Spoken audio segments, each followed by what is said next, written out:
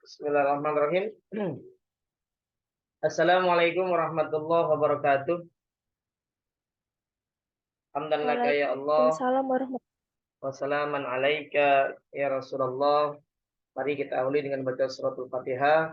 Semoga pertemuan kita ini pertemuan yang bawa rahmah dan apa yang kita pelajari pada malam ini bermanfaat untuk kita di dunia di akhirat. Allahumma Al-Fatihah. A'udzubillahi minasyaitonir rajim. Bismillahirrahmanirrahim. Alhamdulillahirabbil alamin. Iyyaka na'budu wa iyyaka nasta'in. Shiratal mustaqim. Shiratal ladzina an'amta 'alaihim ghairil lana wa liwalidayna. Amin. Ya. Ini terima kasih kepada rekan-rekan yang sudah bergabung di Zoom meeting untuk mata kuliah PAI.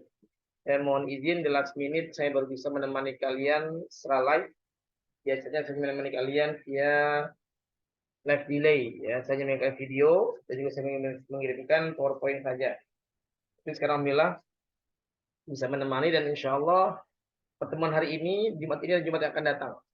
Karena kemungkinan kita tinggal dua pertemuan lagi kita akan UAS. Karena kamu akan UAS kan nanti awal Juli, ya, tanggal 3. Ya. Oleh karena itu saya harus menemani kalian di penghujung ini. Ya. Nah, materi pada hari ini adalah tentang akhlak. Ya. Untuk lebih jelasnya, bagaimana tentang akhlak? Akhlak terbagi menjadi dua. Akhlak mahmudah, akhlak terpuji, dan akhlak mazmumah. Untuk lebih memudahkan kalian dalam memahami, saya akan share screen di sini.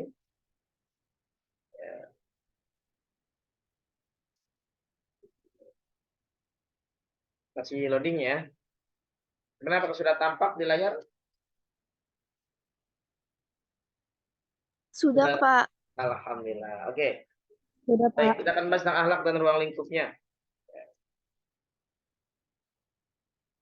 Dalam setiap kali kamu membahas suatu permasalahan, maka harus berangkat dari definisi kata.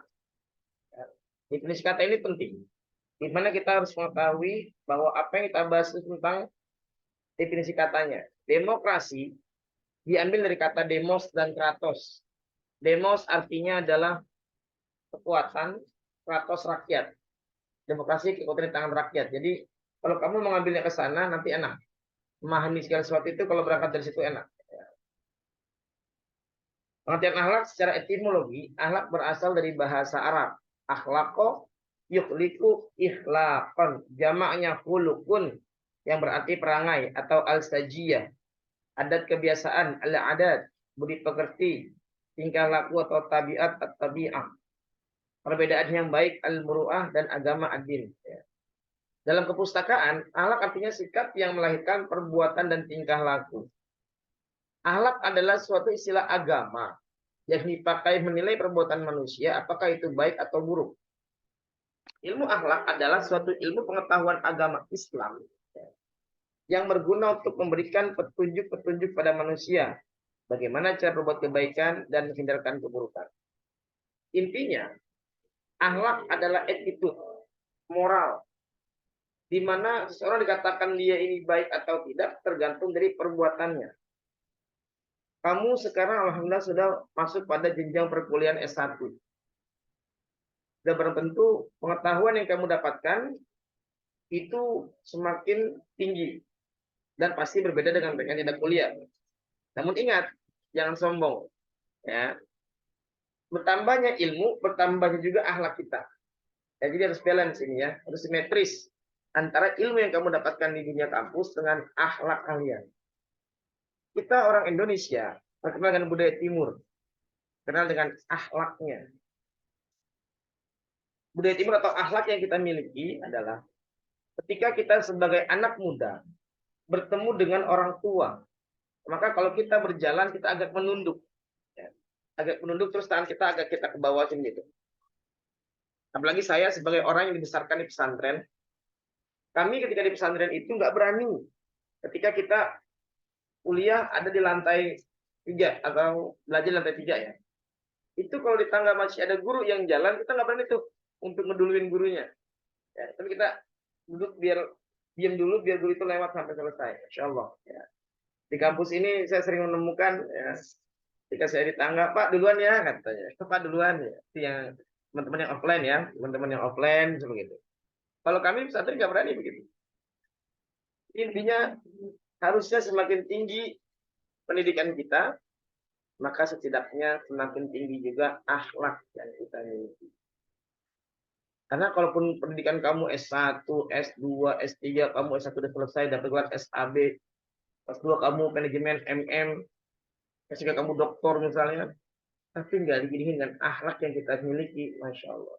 Di mata masyarakat kita nol. Ya. Tapi kalau kamu, pendidikan kamu mungkin maaf hanya S1. Diri dan akhlak yang baik di masyarakat, wah, luar biasa. Dan bagian dari akhlak juga kalau kamu ke kampus, ketemu dengan kakak kelas, kamu sapa, ketemu dengan dosen, Pak, misi, oh ya, saya kakak kelas, Kak, nah, itu juga akhlak. Di jalan juga kamu harus pakai akhlak. Ketika kita sebagai pengendara motor, ya, jangan nyalip dari kiri, kaget orang. Terus kalau itu lampu merah, ya, kamu harus berhenti. Ya, kalau lampu hijau jalan, itu akhlak, bagian dari akhlak. Terus ada jalur busway, jangan kamu lewatin. Itu bagian dari akhlak. Ah, nggak ada polisi Pak. Ya, tadi. Kadang-kadang kita meremehkan hal yang simple. Yang kedua, ya, akhlak ini sangat penting karena untuk sebagai apa martabat diri kamu sendiri. Ya. Akhlak orang itu, dia ini katakan anak baik, artinya itu dari akhlaknya. Berarti nanti kalau kamu sudah selesai kuliah, kamu mencari kerja. Di interview itu yang dilihat tuh akhlak. Apa contohnya? Ini sering pengalaman. Ada rekan saya, dulu sama-sama S1. Dia sekarang bekerja di BI, Bank Indonesia. Dia cerita ke saya, waktu itu dia diuji interview. Dari sekian banyak penginterviewnya, ya, saingan-saingan dia yang diterima diantaranya. Kenapa? Cuma satu poinnya. Poin itu satu. Jangan duduk sebelum disuruh duduk oleh pengujinya. Jika dipanggil nama, ya, Petriko hari ini dia, masuklah Petriko. Sebelum disuruh duduk oleh pengujinya, jangan kamu duduk. Ya, jangan kamu duduk. Kamu datang, lalu kamu duduk. Padahal belum disuruh, itu negatif buat kamu. Tapi kalau kamu tunggu dulu, silakan duduk, nah baru kamu duduk. Atau kamu mohon izin Pak, bolehkah saya duduk? Nah, baru kamu duduk, nah itu boleh. Ya. Nanti kamu juga sidang skripsi sama. Kami sebagai dosen penguji biasanya melihat mahasiswa itu bukan dari apa skripsi yang bagus, penelitiannya tidak. Kami nggak lihat dari situ. Jadi cara dia berpakaian seperti apa. Oh, cara pakaiannya udah rapi, udah bagus segala macam. Oke. Ya, dipanggillah namanya Adelia Rahayu. Itulah Adelia Rahayu. Ini belum disuruh duduk, Adelia udah duduk. Nah, itu udah ketahuan akhlaknya kurang bagus. Ya. Jadi akhlak itu hal yang simple. Mulai dari diri sendiri ya. Mulai dari diri sendiri. Oke, next. Adapun ayat yang menjelaskan tentang akhlak, itu terdapat dalam Quran surah Al-Ahzab ayat 21. Artinya sungguhnya telah ada pada Rasulullah itu suri teladan yang baik bagimu sebagai orang yang mengharap rahmat Allah dan kedatangan hari kiamat dan dia banyak menyebut nama Allah. Ayat ini sangat laris ketika Maulid. Ya. Laqad kana lakum fi Rasulillahi uswatun hasanah. Telah ada pada Nabi itu suri teladan yang baik. Kalau kita kupas akhlak Nabi, Masya Allah. Ya, saya satu aja. Saya nggak banyak-banyak kupas akhlak, kita satu aja. Ya. Nabi itu mengajarkan kita ahsin ila man asa'a ilai. Hadis ini pendek, 4 kata dan gampang dihafal. Ahsin ila man asa'a ilai. Simple. Ahsin berbuat baiklah kamu ilaman kepada orang asa'a yang melakukan kejelekan ilaika kepadamu. Artinya berbuat baiklah sama orang yang berbuat jahat kepadamu. Gampangannya air tuba dibalas dengan air susu. Kalau Adelia, Nida, Petriko, kamu berbuat baik sama teman kamu, karena teman kamu juga baik kepadamu, itu hal yang wajar. Air susu dibalas dengan air susu. Kebaikan dengan kebaikan, wajar. Nah sekarang bisa nggak? Kejelekan teman kamu, kejelekan orang lain, kamu balas dengan kebaikan. Bisa nggak ini? Saya pun masih belajar. Hadisnya pendek, gampang dihafal. Tapi implementasinya sangat sulit sekali. Bagaimana dengan Nabi kita? Subhanallah. Nabi kita Muhammad Sallallahu Alaihi Wasallam, beliau kalau lewat di satu gang kecil, ya, itu ada orang Yahudi di atas yang selalu meludahi Nabi, saking keselnya dengan Nabi. Ya, Nabi diludahi, cuek. Kena muka Nabi. Apa Nabi marah? Tidak. Nabi mengelap ludahnya tadi. Ya, Alhamdulillah. Setiap hari Nabi lewat situ, Nabi selalu diludahi dan bilang Alhamdulillah. Satu masa Nabi lewat situ, kok nggak ada yang ludahin saya? Mana ini yang ludahin saya? Kok nggak ada? Nabi bertanya sama tangga sebelahnya, Hai Muhammad, orang yang meludahi kamu itu sekarang sedang sakit. Mendengar informasi begitu, Nabi buru-buru, ya. Nabi buru-buru membawa tentengan, buah-buahan lah kalau kita bilang sekarang. Lalu Nabi jenguk dia. Kaget nih orang yang bisa ludahin Nabi.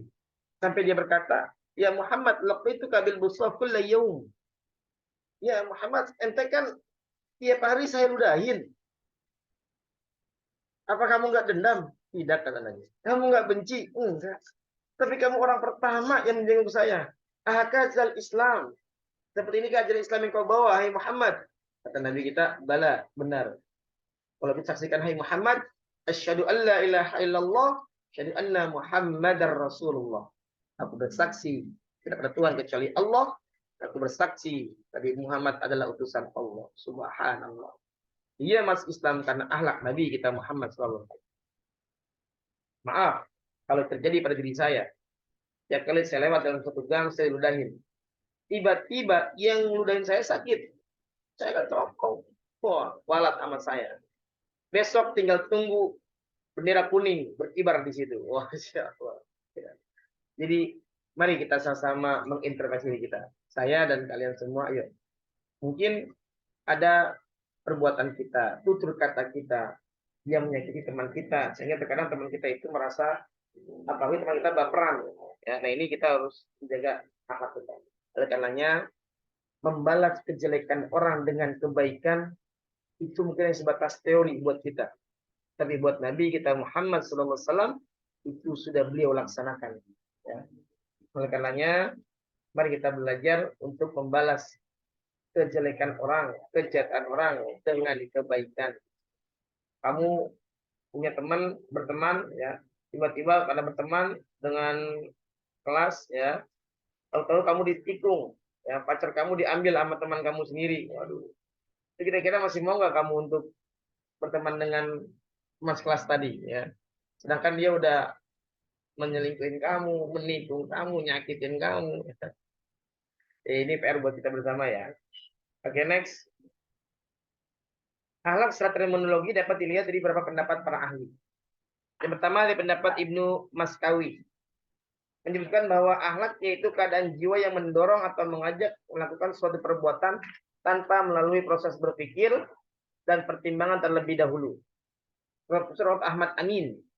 Akhlak menurut Profesor Dr. Ahmad Amin yaitu suatu ilmu yang menjelaskan baik dan buruk, menerangkan yang harus dilakukan, menyatakan tujuan yang harus dituju, dan menunjukkan apa yang harus diperbuat. Dalam buku Akhlak dalam berbagai dimensi, akhlak adalah sifat-sifat yang berurat berakar dalam diri manusia. Serta berdasarkan dorongan dan pertimbangan sifat tersebut, dapat dikatakan bahwa perbuatan tersebut baik atau buruknya dalam pandangan manusia. Ya. Jadi akhlak ini banyak sekali pendapat-pendapat para ahli. Ya. Tapi intinya akhlak satu akar kata dengan makhluk. Saya, Anda, kita semua dalam makhluk ciptaan Allah. Makhluk dengan akhlak satu akar kata kolako. Artinya apa? Menciptakan. Sehingga manusia itu sayugianya dia harus berakhlak dalam dirinya. Setinggi apapun pendidikan yang kamu ambil, yang kamu enyam, tapi tidak diimbangi dengan akhlak yang baik, maka hasilnya nol di mata masyarakat. Adapun ayat yang menjelaskan tentang akhlak, ya, ada pada diri Nabi kita Muhammad SAW. Ini surat Al-Ahzab, ini sangat laris nanti kalau bulan Maulid. Ya. Dapat kita simpulkan bahwa akhlak adalah keadaan jiwa yang mendorong melakukan suatu perbuatan secara spontan tanpa pertimbangan dan proses berpikir terlebih dahulu dan tanpa ada paksaan. Tadi Nabi kita ketika tahu orang yang memudai beliau sedang sakit, Nabi nggak pengen mikir-mikir lagi tuh. Ya, langsung Nabi pergi bawa beli buah-buahan, tentengan, langsung datang ke rumah orang tersebut untuk dijenguk. Kalau saya, kan berpikir dia kesekian kali. Dia udahin saya, dia aja gituin saya. Ya, dia sakit, ngapain kita begitu? Nah, ini kan masih proses belajar berarti. Makanya, oleh karena itu, mari kita rubah pemikiran-pemikiran negatif kita. Dorongan jiwa yang melahirkan perbuatan manusia pada dasarnya bersumber dari kekuatan batin yang dimiliki oleh setiap manusia. Itu pertama, tabiat pembawaan. Suatu dorongan jiwa yang tidak dipengaruhi oleh lingkungan manusia, tapi disebabkan oleh naluri, beriza, dan faktor warisan sifat-sifat dari orang tua atau nenek moyangnya. Nah, ini berdasarkan gen. Gen saya sebagai seorang pendidik, karena orang tua saya sebagai guru, kakek saya guru, jadi nggak heran kalau saya pun sekarang sebagai guru ataupun dosen. Ya. Dan diri saya juga ada sifat untuk berderma, bersedekah di hari Jumat. Ya. Saya kalau jalan itu naik motor, biasa udah siapin recehan-recehan. Nanti saya berpikir saya akan berhenti di lampu merah A, saya berhenti di lampu merah B, lampu merah C. Tiga lampu merah yang saya lewatin. Otomatis minimal 3 koin yang harus saya siapkan.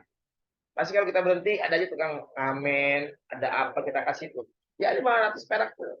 Nah ini gen, pembawaan. Nah, jadi tabiat itu pembawaan dari orang tua. Biasanya apel kalau jatuh tidak jauh dari pohonnya. Sifat anak tidak jauh dari orang tuanya. Dalam bahasa Betawi mengatakan as the father is, so is the son. Ya.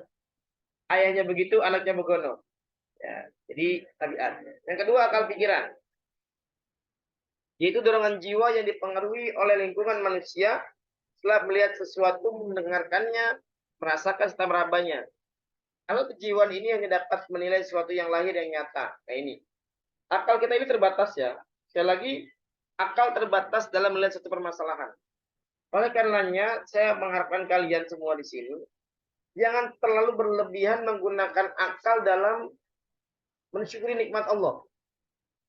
Contoh, ya Allah, kenapa kok lubang hidung saya ke bawah, nggak ke atas? Kamu pikir begitu. Kalau kamu lubangnya ke bawah, enak. Kalau ke atas kan kalau hujan kita ini repot. Atau kamu pikir begini, ya Allah dulu waktu belum ada langit dan bumi, engkau belum menciptakan langit dan bumi, engkau ngapain ya Allah? Nah ini nggak boleh terbatas ya kalau kita nih. Atau misalnya anggaplah udah kiamat ya, hancur semua bumi. Lalu yang baik masuk surga, yang jelek ke neraka. Selesai. Terus Allah ngapain? Ini bumi udah selesai. Allah ngapain? Apa Allah bikin status bete gitu? Ini kan terbatas. Ya. Jadi kalau kamu belajar filsafat, nanti akal yang terlalu banyak digunakan. Ini makanya saya teman-teman filsafat itu hati-hati ya, hati error. Kebetulan saya pernah mengajar dasar-dasar logika di ASMI, itu juga cukup error ya. Banyak mahasiswa yang tidak berpikir. Ini saya kasih satu statement, biar kamu tahu aja ya. Saya, Anda, kita semua sebenarnya awalnya tidak ada. Kita semua diadakan oleh yang ada. Tidak ada, itu tidak ada. Tidak ada, itu ada. Yang ada, sebelum kata ada, itu ada. Kalau kamu bingung, alhamdulillah. Ya, semua itu harapan saya kalau bingung. Ya. Nanti kalau ingin tahu apa maknanya, silakan kamu searching di Google atau mereview kembali video saya di sini. Oke, next yang terakhir hati nurani, yaitu dorongan jiwa yang hanya berpengaruh oleh alat kejiwaan yang dapat menilai hal-hal yang sifatnya abstrak batinnya. Karena dorongan ini mendapat keterangan ilham dari Allah Subhanahu wa taala. Nah, ini kalau hati nurani kami ingin tajam, perbanyak positive thinking. Selalu berbuat perpikiran baik terhadap orang lain. Nanti ada law of attraction, hukum tarik menarik. Ketika kamu selalu berprasangka baik sama orang, maka alam pun akan merespon baik. Kamu dari tempat kerja mau ke kampus ASMI, kamu pikir, si macet di jalan nih, jam pulang kerja jam segini. Ya udah, karena kamu pikirnya udah macet, ya udah makanya sampai sana kamu akan macet. Karena kamu udah seuzon duluan, udah negative thinking duluan. Jadi saya sarankan besok kamu keluar, Bismillah, mudah-mudahan lancar, jalan lancar nggak macet, Insya Allah jalan kamu akan lancar. Ya. Sesuai dengan apa yang kamu pikirkan. Law of attraction. Kamu masuk ke mall, jalan-jalan. Susah nih jadi parkirnya, susah kamu jadi parkir. Karena kamu udah mikirnya begitu. Tapi coba ya Allah, mudah jalannya lancar. Nanti saya sampai di lokasi gampang jadi parkir. Nah, udah, gampang. Ini namanya law of attraction. Hukum tarik menarik. Oke, next. Rasulullah SAW bersabda, sungguhnya sholatku, ibadahku, hidupku dan matiku hanya untuk Rabb semesta alam. Terus itu baginya, dan demikianlah aku diperintahkan dan aku bagi dari orang Islam. Ya Allah, dilaku amalan yang terbaik dan akhlak yang paling mulia. Tidak yang bisa memberi yang terbaik selain engkau. Dan lindungilah aku dari amalan dan akhlak yang buruk. Tidak ada yang bisa melindungiku dari hal yang buruk selain engkau. Nabi saja masih mohon kepada Allah agar dilindungi dari akhlak yang buruk. Apalagi kita. Demikian dengan saya. Ya, saya selalu berusaha untuk ya Allah, jangan sampai saya punya sifat jelek, sifat buruk terhadap orang lain. Akhlak terpuji disebut dengan akhlak mahmudah. Merupakan cermin seorang muslim. Cerminkan kesucian hati dan pikirannya. Sedangkan akhlak tercela namanya akhlakul mazmumah. Mencerminkan seseorang yang telah gelap hatinya sehingga ia tidak bisa menentukan mana yang baik dan buruk baginya. Karena keburukan itu telah mendarah daging dalam dirinya.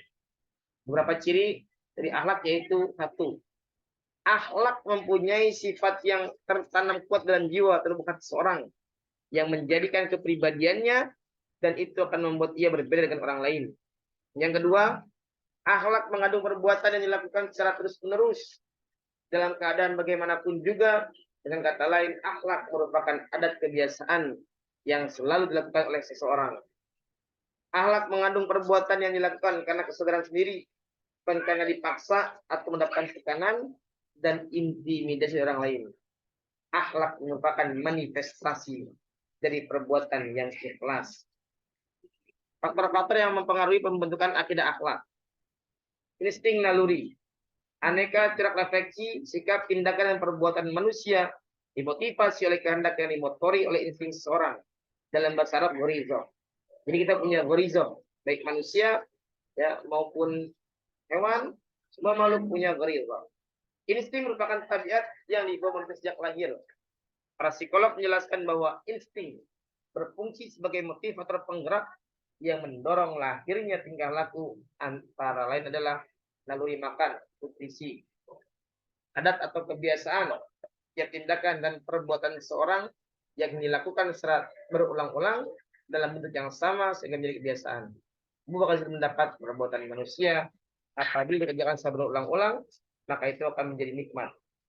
Kamu sudah terbiasa melaksanakan sholat sunat tahajud. Ya. Berat loh bangun pagi. Ya. Di sholat pagi harus bangun. Awalnya berat, tapi kalau kamu udah terbiasa dengan kegiatan tahajud, dengan sholat tahajud, bangun pagi di subuh hari, nah, terbiasa kamu melaksanakan itu enak, enjoy jadinya. Tapi kalau belum berat, ya katakan sembilan yang berat bukan rindu, tapi bangun pagi-pagi untuk sholat subuh. Katakan sembilan ya. Oke. Ini dua lingkup akhlak ya. Ada akhlak terhadap agama, akhlak terhadap diri sendiri, akhlak dalam keluarga, akhlak dalam masyarakat, akhlak dalam bernegara, akhlak terhadap lingkungan hidup. Akhlak terhadap agama bagaimana? Beriman kepada Allah, tidak menyekutukannya, beribadah kepada Allah, patuhi Rasul, tetap niru segala tingkah lakunya. Akhlak terhadap diri sendiri, dilarang merusak, membinasakan, menganiaya diri, baik secara jasmani, memotong, merusak badan, maupun secara rohani, membiarkan Allah dalam kesedihan. Ingat, kalau badan kamu sudah capek dan kamu punya hak untuk istirahat, itu akhlak terhadap diri sendiri. Kamu udah capek, disakitin terus, di PHP-in terus, ya ditinggalin terus, dibohongin terus, diselingkuhin terus, tapi kamu masih mengharapkan dirinya. Buat apa? Ya, udah putusin aja kalau mau pasangan kamu nggak setia.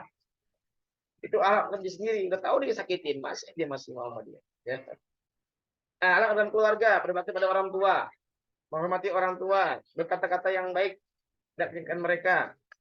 Akhlak dalam masyarakat, menolong sesama, menciptakan masyarakat yang adil, berlandaskan Al-Quran dan hadis.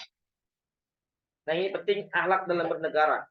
Kepatuhan terhadap ulil amri, lama tidak menyuruh bermaksiat kepada agama, ikut serta dalam membangun negara dalam bentuk lisan maupun pikiran. Saya berikan satu contoh lagi.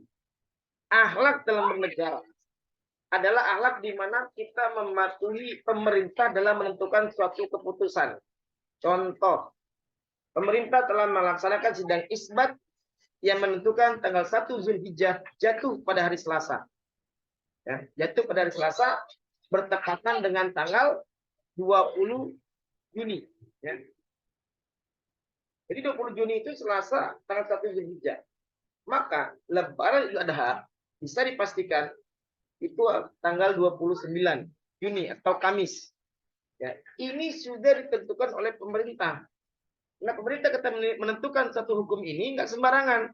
Dipanggil semua ulama-ulama, perwakilan dari ormas-ormas, ya, lalu alat yang canggih dengan memakai teropong yang luar biasa 34 titik di seluruh provinsi di Indonesia. Sehingga jelas bahwa hilal tidak terlihat, sehingga harus diikmalkan. Dan tanggal 1 Zulhijjah jatuh pada hari Selasa. Jadi lebaran kita insya Allah Kamis 29 Juni. 10 Zulhijjah bertepatan pada hari Kamis 29 Juni. Apa artinya? Pemerintah sudah memutuskan itu harus patuhi. Tiba-tiba ada ormas Islam yang beranggapan bahwa ngapain? Berdasarkan data saya bahwa Lebaran Idul Adha jatuh pada hari Rabu tanggal 28. Akhirnya dia tanggal 28, pemerintah tanggal 29. Nah, ini kan sayang sekali. Saya melihat mana akhlak dalam bernegaranya. Kemarin juga begitu waktu Idul Fitri. Ya. Ada yang lebaran hari Jumat, lebaran hari Sabtu. Pemerintah lebarannya hari Sabtu. Dia hari Jumat. Saya sangat menyayangkan ini. Makanya saya sarankan kepada kalian semua, ya, sebagai mahasiswa, udahlah, untuk penentuan lebaran kita, puasa kita, mengikuti pemerintah. Karena ini bagian akhlak dalam bernegara. Yang terakhir, akhlak terhadap lingkungan hidup, sadar dan memelihara kelestarian lingkungan hidup, menjaga, melestarikan, dan manfaatkan alam, terutama hewan, nabati, maupun flora dan fauna. Ketika perang, selalu Nabi memesankan kepada para sahabat, nanti kalau di medan perang, tolong kata Nabi, jangan bunuh anak kecil, jangan bunuh wanita, dan jangan mematahkan pohon-pohon dan ranting-ranting yang kamu lewatin. Masya Allah. Di suasana perang loh. Perang itu pilihannya cuma dua. Kill or to be killed. Membunuh atau dibunuh. Tapi Nabi bilang, yang boleh dibunuh adalah laki-laki yang gagah, yang kuat, yang bisa mengangkat senjata. Sementara anak kecil, orang tua, jangan dibunuh juga wanita. Juga lingkungan sekitar. Kita kadang-kadang lagi jalan aja, ada pohon yang ini semua ambil potekin aja sembarangan, ya. Ternyata itu nggak baik. Makanya saran saya juga, tolong di rumah kamu belajar alat terhadap lingkungan hidup. Kalau ada sampah, memang sampah dari kamu, ya sudah, sampah itu kamu ambil. Saya kalau ngajar offline, seringkali saya itu kalau pulang selalu paling belakang. Kenapa saya mau pulang paling belakangan? Ya karena saya ingin lihat, tadi bangku depan ini yang duduk siapa? Oh, Adelia Rahayu. Itu ada sampah botol aqua, sampah, berarti Adelia Rahayu ini nggak bisa menjaga akhlak terhadap lingkungan. Oh, tadi yang duduk di bangku samping siapa nih? Oh, Nida. Oh, Nida rapi nih ya. Jadi saya perhatikan, ya sampai segitu. Sekalipun nanti kalau kita offline ya, kamu selesai kuliah itu ada tugas yang bersihkan, tapi buat saya, ya saya lebih suka sampah yang kamu bawa, kamu juga lah yang harus membersihkannya. Akhlak terhadap lingkungan. Baik, saya rasa cukup keterangan saya. Apakah ada pertanyaan sampai di sini? Ini saya stop ya. Petriko, Adelia, dan Nida, apakah ada pertanyaan terkait masalah akhlak?